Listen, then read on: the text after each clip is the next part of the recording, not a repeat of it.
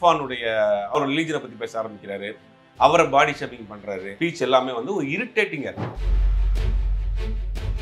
கொஞ்ச நாளைக்கு முன்னாடி நீங்க சொன்ன மாதிரி செம்மொழி பூங்கால வந்து லவர்ஸ் எந்த மாதிரி நடந்துக்குவாங்கன்னு அதை ஆக்ட் பண்ணி காட்டுறாரு. ஆபாசத்தின் உச்சம்னா அந்த மாதிரி தான். ஒரு லேடி வந்து அவங்க டெய்லரிங்கை பத்தின ஒரு வீடியோ போடுறாங்க. நீங்க அவங்க பண்ண டெய்லரிங்ல ஏதாவது ப்ராப்ளம்னா நீங்க கேட்கலாம்.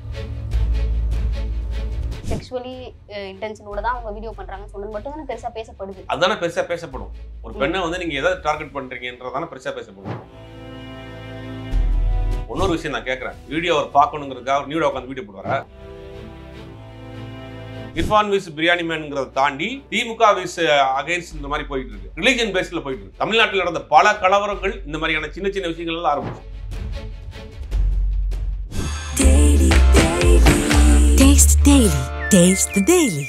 ரிஃப்ளெக்ட் நேயர்களுக்கு வணக்கம். இன்னைக்கு நம்ம கூட ஜெர்னலிஸ்ட் சுபைர் அவர்கள் தான் இருக்காங்க. அவர் கூட பேசுறதுக்கு நிறைய விஷயங்கள் இருக்கு, வாங்க பேசலாம். வணக்கம் சார். வணக்கம். அதாவது பிரியாணி மேன் அவர்களை வந்து இப்போ அரெஸ்ட் பண்ணியிருக்காங்க. ஆனா அவர் வந்து செம்மொழி பூங்கா பத்தி வீடியோ போட்டு ரொம்ப மாதங்கள் ஆகுது. அவர் தொடர்ந்து வந்து மிசாஜினிஸ்டுக்கான கருத்துக்களோட தான் வீடியோ போட்டுட்டு இருக்காரு.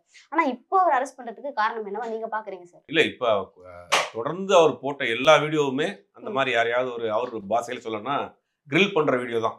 அவர் அப்படித்தான் பண்றாரு. ஒருத்தவங்கள நம்ம சட்டையர் பண்றோம் அப்படின்னா அவங்கள வந்து காயப்படுத்தாம இருக்கணும். இந்த கோபி சுதாகர்லாம் இப்போ நிறைய சட்டையர் வீடியோ போடுறாங்கன்னா சம்மந்தப்பட்ட ஆட்களே வந்து அதை ரசிக்கிறாங்க.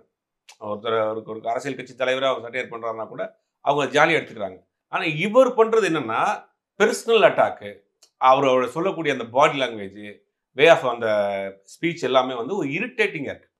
தொடர்ந்து அவங்க தனிப்பட்ட முறையில் காயப்படுத்துறது, ஒரு ஒரு எக்ஸ்ட்ரீமா போய் ஆபாசமா போறது, இதெல்லாம் வந்து யார் பண்ணாலும் ஏற்றுக்கொள்ள முடியாத விஷயம் தான். அப்படித்தான் நம்ம புரிவர் இர்ஃபானுடைய அவர் வந்து ஒரு ஆக்சிடென்ட் பண்ணிட்டாரு, அவருக்கு இப்போ பொலிட்டிக்கல் இன்ஃப்ளூயன்ஸ் இருக்கு, அதனால தப்பிச்சு வந்துட்டாரு அப்படின்னு அவர் மேல ஒரு குற்றச்சாட்டு வைக்கிறார். அதுக்கு பதிலாக அவர் ஒரு வீடியோ போடுறாரு. அதெல்லாம் கிடையாது, நான் வந்து எங்கள் தங்கச்சி வீட்டுக்காரர் தான் வண்டி ஓட்டிட்டு வந்தாரு, நான் இந்த மாதிரி டாக்குமெண்ட் இருக்குன்னு அவர் டாக்குமெண்ட்டை தூக்கி போறாரு. இந்த ரெண்டு பேரும் மாறி மாறி வீடியோ போட்டுருக்கிறது ஒரு ஸ்டேஜில் என்னன்னா அவருடைய பர்சனலாக அவர் ரிலீஜனை பற்றி பேச ஆரம்பிக்கிறாரு, அவரை பாடி ஷேமிங் பண்றாரு. அந்த மாதிரி தொடர்ந்து அவர் தனிப்பட்ட முறையில் அவரை தாக்குதல் பண்றப்ப அவர் திருப்பி அவருக்கு ஒரு ஃபாலோவர்ஸ் கூட்டம் சேர்றாங்க இர்ஃபானுக்கு, இந்த மாதிரி பிரியாணி மேன் பண்ற தப்புன்னு. அப்போ இவர் என்ன சொல்றாரு, எல்லாருமே இர்ஃபானுக்கு தான் சப்போர்ட் பண்றீங்க, என்னை எல்லாருமே வந்து என்னை வந்து ஒதுக்கி வைக்கிறீங்க அப்படின்ற மாதிரி அவர் ஃபீல் பண்ணி என்ன பண்றாருன்னா சூசைட் அட்டெம்ப்ட்டுக்கு ட்ரை பண்றாரு. லைவ்லேயே கிட்டத்தட்ட 4 மணி நேரம் லைவ் போட்டு வீடியோ பேசிட்டு அதை ட்ரை பண்றாரு. அது எக்ஸ்ட்ரீமா போயிடுச்சு. இது ஒரு விஷயம். கொஞ்ச நாளைக்கு முன்னாடி நீங்க சொன்ன மாதிரி செம்மொழி பூங்கால வந்து லவர்ஸ் எந்த மாதிரி நடந்துக்குவாங்கன்னு அதை ஆக்ட் பண்ணி காட்டுறாரு. அந்த சேர்ல ஆக்ட் பண்ணி ஆபாசத்தின் உச்சம்னா அந்த மாதிரி தான். ஒரு கணவன் மனைவியா கூட வந்திருக்கலாம், இல்லை லவர்ஸாவே இருந்திருக்கலாம். லவ் பண்றது தப்புன்னு அவர் சொல்றாரா இல்லை என்னன்னு தெரியல. அதை வந்து எல்லாருமே அப்படிதான் இருப்பாங்கிற மாதிரி ஒரு அந்த இடத்துல போய் ஒரு வீடியோ பண்ணி காட்டுறாரு. அது வந்து தாங்க முடியாத ஒரு ஆபாசம். அதை பண்றாரு.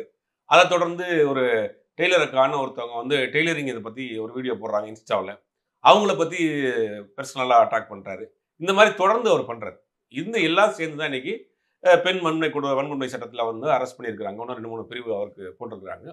இப்போ அரெஸ்ட் பண்ணியிருக்காங்க. இந்த மாதிரி ஆட்களை வந்து என்கரேஜ் பண்ணக்கூடாதுங்கிறதா. ரெண்டாவது, பெர்சனலாகவே அவர் கொஞ்சம் டிப்ரெஷனில் உள்ள ஆள் மாதிரி தான் இருக்கிறார். தொடர்ந்து அவர் பேசுறது எல்லாமே செகண்ட் இயர் படிக்கிறப்பே அவருக்கு அந்த மாதிரி அவர் அட்டன் பண்ணியிருக்கிறாரு. சூசைட் அட்டம் செகண்ட் இயர்லேயே பண்ணியிருக்காருன்றது அவரே சொல்றாரு. அப்போ தொடர்ந்து இந்த மாதிரியான ஒரு மனநிலை பாதிப்பில் இருந்துகிட்டே இருந்திருக்கிறாரு. அந்த ஸ்ட்ரெஸ்ஸை போக்குறதுக்கு தான் இந்த மாதிரி யார் மேலேயாவது ஒரு ரிவெஞ்ச் எடுத்து இந்த மாதிரியான வீடியோ, வன்மத்துக்கு வீடியோ தொடர்ந்து போட்டுட்டே இருக்கிறாரு. அது நேற்று அரெஸ்ட் பண்ணியிருக்காங்க. அதாவது இப்போ இர்ஃபான் பத்தி அவர் சில விஷயங்கள் சொல்றாரு இல்லையா, அதெல்லாம் வந்து கொஞ்சம் உண்மை மாதிரி தானே சரி இருந்துச்சு. ஒருத்தர் வந்து ஆக்சிடென்ட் பண்றாரு, அதுக்கு அகேன்ஸ்டா யாருமே பேசல, இவர் பேசினா அப்போ அரெஸ்ட் பண்ணிடுவாங்களா சார்? இல்ல, இந்த ஒரு விஷயத்துக்கு அரெஸ்ட் பண்ணலையே. இர்ஃபானுடைய விஷயத்துக்கு அரெஸ்ட் பண்ணல. அவர் தொடர்ந்து இதே மாதிரி தானே பண்ணிட்டு இருக்காரு. இர்ஃபான் விஷயத்துல இர்ஃபான் மேல் வைக்கக்கூடிய குற்றச்சாட்டு எல்லாமே ஆதாரம் இருக்குன்றார் இவர். அப்படின்னா நீங்க கோர்ட்ல ப்ரொடியூஸ் பண்ணுங்க. அந்த வழக்கு ஒன்று கோர்ட்ல நடந்துட்டு இருக்கு. என்ற சில டாக்குமெண்ட்ஸ் இருக்கு. அவர் போன அந்த மாதிரி கூகுள் மேப் வந்து இது பண்ணிட்டாரு, அதை வந்து அட்ஜஸ்ட் பண்ணிட்டாரு அப்படிங்கிற மாதிரி நிறைய சொல்றாரு.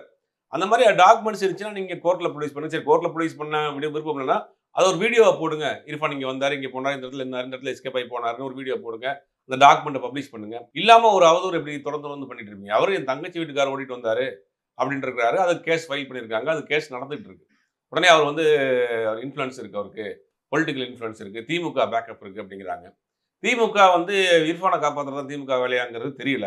ரெண்டாவது, அவர் எல்லா கட்சியிலுமே ரொம்ப க்ளோஸாக இருக்காரு. அவருடைய கல்யாணத்துக்கு கவர்னர் மாளிகைக்கு போய் கவர்னரை பார்க்குறாரு, அங்கே பத்திரிக்கை வைக்கிறாரு, காலையில் அவரோட டிஃபன் சாப்பிட்றாரு, அப்போ வந்து கவர்னர் அவருக்கு இன்ஃப்ளூயன்ஸ் சொல்லுவாங்களா?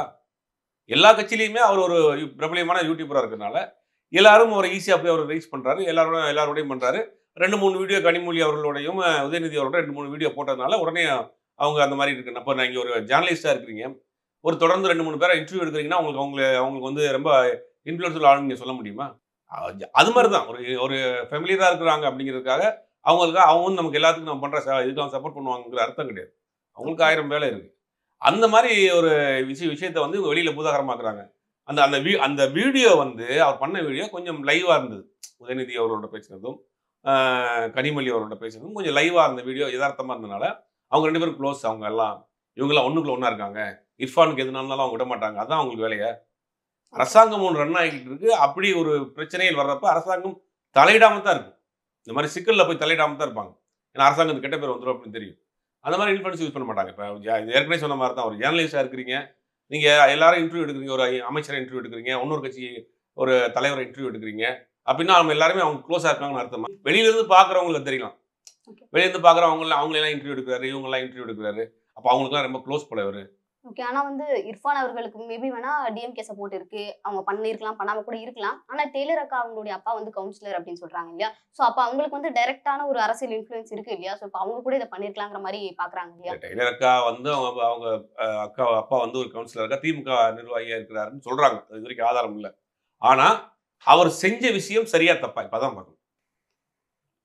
ஒரு லேடி வந்து அவங்க டெய்லரிங்கை பத்தின ஒரு வீடியோ போடுறாங்க. நீங்க அவங்க பண்ண டெய்லரிங்ல ஏதாவது ப்ராப்ளம்னா நீங்க கேட்கலாம்.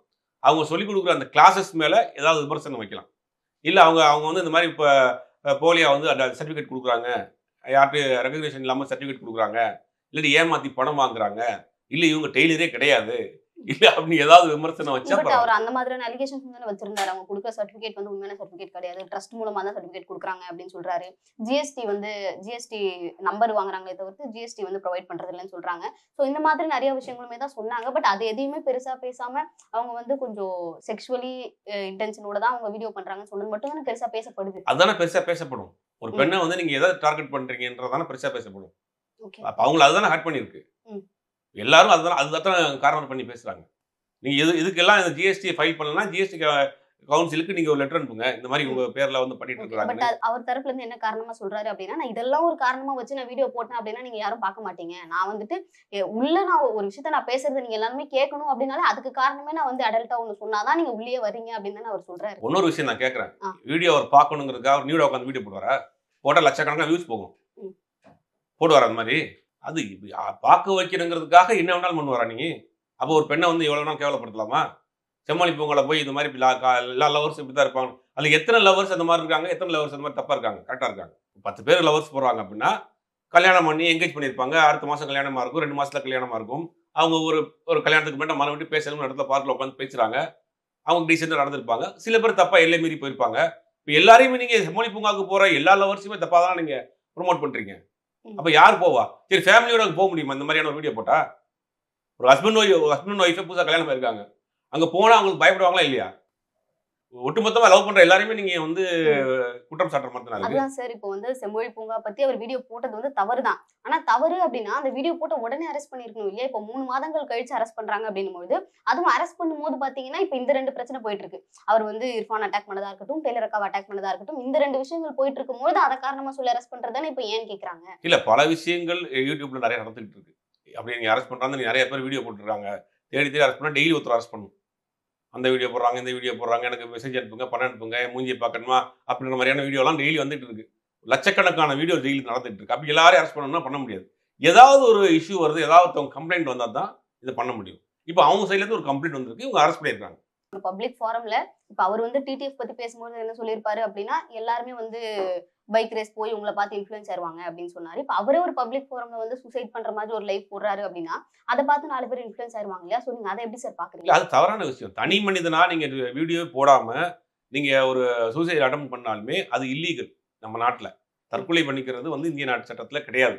அது இல்லீகல். நீங்க ஒருத்தர் சூசைட் அட்டெம்ப்ட் பண்றாருன்னா முதல்ல அவரை கேஸ் ஃபைல் பண்ணிட்டு தான் ஆஸ்பத்திரிக்கு தூக்கிட்டு போவாங்க. நம்ம நாட்டுடைய சட்டம் அது. நீங்க அப்படி ஒரு விஷயத்த ஒரு 2 லட்சம் பேர் பார்க்குற ஒரு இடத்துல வீடியோவா லைவா போட்டீங்கன்னா ஒரு 17 வயசு 18 வயசு பையன், ஒரு காலேஜ் படிக்கிற பையன், ஸ்கூல் படிக்கிற பையன் அந்த வீடியோ பார்த்தானா, பையனோ பொண்ணோ பார்த்தாங்கன்னா அப்ப எல்லா பிரச்சனைக்கும் இதுதான் தீர்வுன்னு அவர் ஒரு மோட்டிவேட் பண்ற மாதிரி இருக்கு இல்லையா? அதை கண்டிப்பா. ஆனா அதை மறைக்கிறதுக்கு என்ன பண்றாரு? இர்ஃபானுக்கு பின்னாடி வந்து திமுக இருக்கு, இர்ஃபான் வந்து ஒரு அவரை பத்தி அவர் ரிலீஜனை பத்தி பேசுறாரு. அவர் இதெல்லாம் பேச வேண்டிய அவசியம் இருக்கு. இர்ஃபான் எந்த இடத்துலயும் தன்னை வந்து அப்படி ப்ரொமோட் பண்ணிக்கிட்டதே கிடையாது. என்ன ஆயிடுச்சுன்னா இப்ப இந்த பிரச்சனை சமூக வலைதளங்கள்ல 2 குரூப்பா போயிடுச்சு. இர்ஃபான் விஸ் பிரியாணி மேன்ங்கிறத தாண்டி திமுக விஸ் அகைன்ஸ்ட் மாதிரி போயிட்டு இருக்கு. இன்னொரு பக்கம் ரிலீஜன் பேஸ்ல போயிட்டு இருக்கு. தமிழ்நாட்டில் நடந்த பல கலவரங்கள் இந்த மாதிரியான சின்ன சின்ன விஷயங்கள் எல்லாம் ஆரம்பிச்சு. கொடியங்குளம் கலவரம் பஸ் நிக்காம போனதுனாலதான் அவ்வளவு பெரிய கலவரம் நடந்துச்சு. மண்டக்காடு கலவரம் அந்த சாமி கும்பிட போறப்ப அங்க இருந்து 2 பசங்க செஞ்ச வேலைனாலதான் ஒரு பெரிய மத கலவரம் மாறிச்சு. அப்ப இந்த மாதிரியான விஷயத்தை வச்சு நாட்டுல பிரச்சனையை கிளப்பிடக்கூடாது. இப்போ வந்து யூடியூப்ல இந்த இண்டிவிஜுவல் கான்டென்ட் கிரியேட்டர்ஸ் ஒரு விஷயம் பண்றாங்க இல்லையா? இப்போ வந்து பிரியாணி மேன் வந்து இர்ஃபானையும் டெய்லர் அக்காவையும் தாக்குனதா இருக்கட்டும், அதுக்கு வந்து இர்ஃபான் வந்து ரிப்ளை வீடியோ கொடுத்தது. இப்போ இது 2த்துக்கும் வந்து ஏட்டுடைய ஒரு வீடியோ போட்டிருந்தாரு. ஸோ யூடியூப்ல வந்து இது இண்டிவிஜுவல் கான்டென்ட் கிரியேட்டர்ஸே உள்ள சண்டை போட்டுக்கிறாங்க அப்படிங்கிறது ஒரு ஹெல்தியான ஒரு சொசைட்டியா தான் இருக்குமா சார்? இது ஹெல்த்தியான சொசைட்டியா? இது வந்து என்ன சொல்றது, இதனால யாருக்கு என்ன பயன்? அவங்க வியூஸ் ஏத்துக்கிறதுக்காக, சப்ஸ்கிரைபர் ஏத்துக்கிறதுக்காக, சம்பாதிக்கிறதுக்காக எதையாவது ஒரு கதையை எதையாவது ஒரு கட்டுக்கதை சொல்லிட்டு எல்லாருமேலையும் வன்மத்தை கைக்கு இவன் அவனை திட்டுறது, அவனை இவனை திட்டுறது. இன்னும் 2 பேர் இருக்கிறாங்க லேடிஸ். அவங்க வந்து என்னன்னா 2 குரூப்பா பிரிஞ்சுக்கிட்டு அவர் வந்து இந்த ஹஸ்பண்டோட இருக்கிறாரு, இவர் வந்து அந்த லேடியோட இருக்கிறாரு, அந்த வீடியோ போடுறாங்க. இதெல்லாம் வந்து என்னன்னா தன்னை ப்ரொமோட் பண்ணிக்கிறதுக்காக, தன்னை வளர்த்துக்கிறதுக்காக, சம்பாதிக்கிறதுக்காக பண்ற விஷயம். தன்னை வந்து ஒரு இன்ஃப்ளூயன்சரா ஆக்கிடணும், நாளைக்கு ஏதாவது காலேஜில் போய் அவங்க வந்து ஒரு கெஸ்டா போகணுங்கிறதுக்காக இந்த வேலையெல்லாம் செஞ்சுட்டு இருக்காங்க. இது வந்து ஆபத்தான விஷயம். இது வந்து அவங்களுக்கு மட்டும் ஆபத்து கிடையாது, சொசைட்டிக்கே ஆபத்து. ஓகே, அப்ப பொதுவாவே இது எல்லாமே வந்து வியூஸ்க்காக தான் பண்ணப்படுது அப்படி நினைக்கிறீங்களா? 100% வியூஸ்க்காக தான் பண்ணப்படுது. இப்ப இர்ஃபான் அவர் தொட்டதே அத வியூஸ் தான். இர்ஃபானுக்கு மில்லியன் கணக்குல சப்ஸ்கிரைபர் இருக்காங்க. ஒரு வீடியோ போட்டா 4 லட்சம் பேர் 5 லட்சம் பாக்குறாங்க. இப்ப இர்ஃபானை டச் பண்ணி ஒரு வீடியோ போட்டா அந்த ஆடியன்ஸ் இங்க வருவாங்க. அதுதான் கான்செப்ட். அது எக்ஸ்ட்ரீமா போயிடுச்சு. அது அவருடைய நினைச்சது என்னன்னா இர்ஃபானை டச் பண்ணி வீடியோ போட்டா இர்ஃபான் ஆடியன்ஸ் இங்க வருவாங்க, வந்து பார்ப்பாங்க. டெய்லி இர்ஃபானை பத்தி வீடியோ போடுறாங்க, தொடர்ந்து வீடியோ போடுறாரு. ஒரு நாள்ல போட்டு முடிச்சது கிடையாது. ஒரு மாசமா இந்த பஞ்சாயத்து நடந்துட்டு இருக்கு. அப்படிங்கும் போது அவருடைய சப்ஸ்கிரைபரை ஏத்திக்கிறதுக்கு, வியூஸ் ஏத்திக்கிறதுக்காக பண்றாங்க. ஆனா ஒரு பர்டிகுலரா இர்ஃபான் பத்தி பேசும்போது அந்த ஆக்சிடென்ட் பத்தி தான் பேசுறாரு. ஆனா அந்த ஆக்சிடென்ட் பத்தி சுத்தமா மறைக்கப்பட்டு இப்ப இது வந்து ஒரு அரசியல் பக்கமா திரும்பி இருக்கு இல்லையா? இப்ப டிஎம்கே வந்து இதுக்குள்ள வராங்கன்னு சொல்றாங்க. இப்போ வந்து ஒரு பெண்ணை பத்தி தவறா பேசணும், நிறைய விஷயங்கள் இதுக்குள்ள வருதே தவிர்த்து அவர் பேசுனது வந்து ஒரு ஆக்சிடென்ட் பத்தி. அந்த ஆக்சிடென்ட் பத்தி அந்த வார்த்தையை உள்ள வர மாட்டேங்குது. அது ஏன் சார்? இல்ல, ஆக்சிடென்ட் பத்தி மட்டும் இவர் பேசியிருந்தா பிரச்சனை வந்திருக்காதே. பண்ணி வீடியோ ரெடின்னு போடுறாரு. அப்ப அதை தாண்டி இவர் எல்லா விஷயத்தையும் அதை தாண்டி பண்றாரு. இவர் லிமிட்டை தாண்டி போனதுனாலதான் அந்த விஷயம் அடிபட்டு போச்சு. பிரில்லியண்டான ஆளா இருந்தா செஞ்சிருக்க மாட்டாரு. நல்ல மனநிலையில உள்ள பிரில்லியண்டான ஆளா இருந்தா ஆதாரத்தோட எடுத்து போட்டிருப்பாரு, இந்த மாதிரி பண்ணியிருக்காரு இவரு அப்படின்னு. அதை தாண்டி பெர்சனல் அட்டாக், பாடி ஷேமிங், இதெல்லாம் பண்ண போய் தான் உண்மை ஒரிஜினலாவே அது நடந்தாலும் கூட இவர் பண்ண அந்த ஓவர் ஆக்டிவிட்டினால அது அடங்கி போச்சு. அதுல இருந்து தெரியுது இவர் ஒரு மெச்சூர்டான ஆள் கிடையாது, அவருக்கு ஒரு பக்குவம் கிடையாது, ஒரு நிதானம் கிடையாது, தன்னை மறந்து இருக்கிறாருன்னு தெரியுது.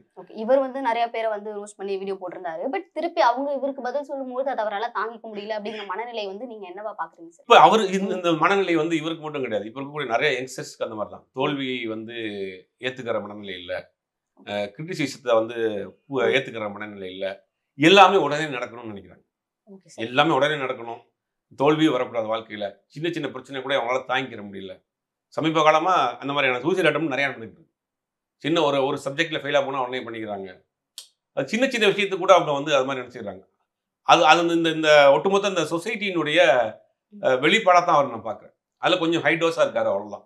ஓகே சார், இப்போ வந்து இவர் அரெஸ்ட் பண்ணிருக்காங்க. 4 பிரிவுக்கு கீழே வந்து அரெஸ்ட் பண்ணதா சொல்றாங்க இல்ல, இதுக்கப்புறம் இந்த கேஸ் என்னவா சார் ஆகும்? இல்ல, இதுக்கு பிறகு அவருடைய அட்வொகேட்ஸ் கோர்ட்டுக்கு போவாங்க. அவர் கோர்ட்ல போய் ஜாமீன் கேட்பாரு. அது ஜட்ஜஸ் முடிவு பண்ண வேண்டிய விஷயம். இப்போதைக்கு இந்த 4 கேஸ்ல அரெஸ்ட் பண்ணியிருக்காங்க. ஜட்ஜஸ் பார்த்து ஜாமீன் கொடுக்குறாங்களா, இல்ல அவருக்கு ஏதாவது வார்ன் பண்றாங்களா, இல்ல அவருக்கு ஏதாவது பனிஷ்மெண்ட் கொடுக்குறாங்களாங்கிறது கோர்ட்டு தான் முடியும். பெண்கள் மேல அவதூறு அப்படின்னு சொல்லி உள்ள போயிருக்காரு அப்படிங்கும்போது ஈஸியா வந்து ஜாமீன்லாம் கிடைக்கிறதுக்கான வாய்ப்புகள் இருக்கா சார்? அது ஜட்ஜஸ் பார்த்து முடிவு பண்றதா. இந்த ஜட்ஜஸ் அதை வந்து எப்படி லேசியா எடுத்துக்கிறாங்களா, இல்ல அதை கொஞ்சம் ஸ்ட்ராங்கா எடுத்துக்கிறாங்களா, இல்ல எதிர் தரப்பு வைக்கக்கூடிய அட்வொகேட்ஸ் கொடுக்கக்கூடிய வாதங்கள்லாம் பார்த்துட்டு தான் ஜட்ஜஸ் கொடுப்பாங்க. அதை வச்சு தான் அடுத்தடுத்து இந்த கேஸ் எப்படி மூவ் ஆகுதுங்கிறது தெரியும். ஓகே சார், ரொம்ப நேரம் எங்ககிட்ட வந்து நிறைய விஷயங்கள் பகிர்ந்துக்கிட்டீங்க. உங்க நேரத்துக்கு ரொம்ப நன்றி sir. Thank you. Taste the Daily.